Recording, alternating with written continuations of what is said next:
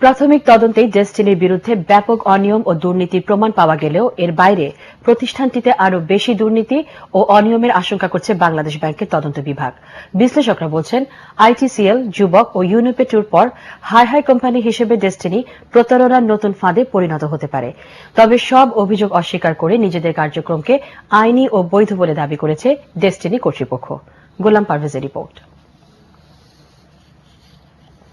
দূরীকরণে বিশ্বব্যাপী জনপ্রিয় ডেস্টিনি মানি লাখ লাখ সদস্য, খুব সহজেই ধনী হওয়া আর প্রতিষ্ঠানটির তহবিলে শত শত কোটি টাকার পাহাড়। শুরুতে কোঅপারেটিভ সোসাইটি এমএলএম, এরপর রকেট গতিতে নতুন নতুন ব্যবসায়ী প্রতিষ্ঠান, যার সংখ্যা এখন ৩৪।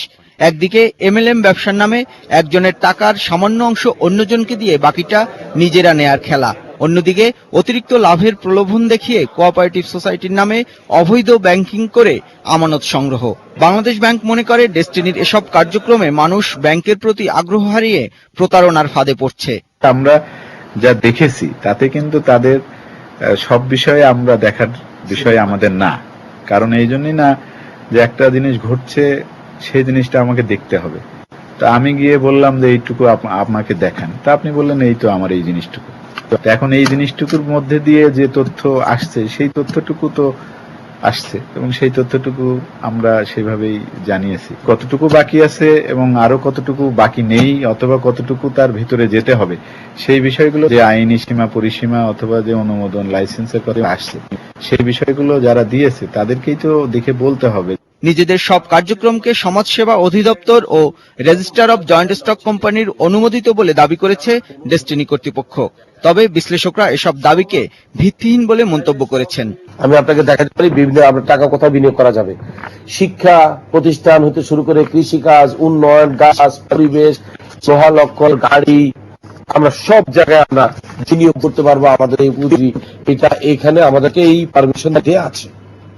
আমরা ঋণ দিতে পারবো কাকে? সভ্যদের কাছে। জমি কেনার কথা সেগুলা নিজেদের নামে হয়েছে, নিজেদের নামে হয়নি। প্রতিষ্ঠানের যিনি চেয়ারম্যান, সেক্রেটারি, তারা এটার প্রতিনিধিত্বকারী সাইনি।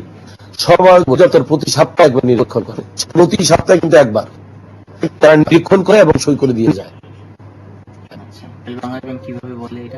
এটা ওনারা জানেন, এটা ওনাদের অতি কাল্পনিক চিন্তা। সমবায়ের তো একটা নিয়ম আছে যে সমবায়ের সদস্য ছাড়া অন্য কারো কাছ থেকে টাকা নেওয়া যায় না।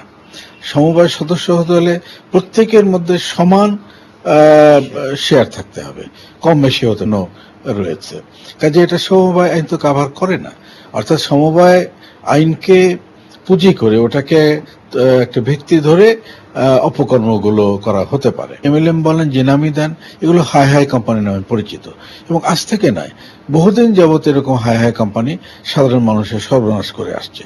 এ অবস্থায় বিশৃঙ্খলা এড়িয়ে মানুষকে প্রতারণার হাত থেকে বাঁচাতে সরকারকে শিগগিরই কার্যকর পদক্ষেপ নেওয়ার পরামর্শ দিয়েছেন বিশ্লেষকরা।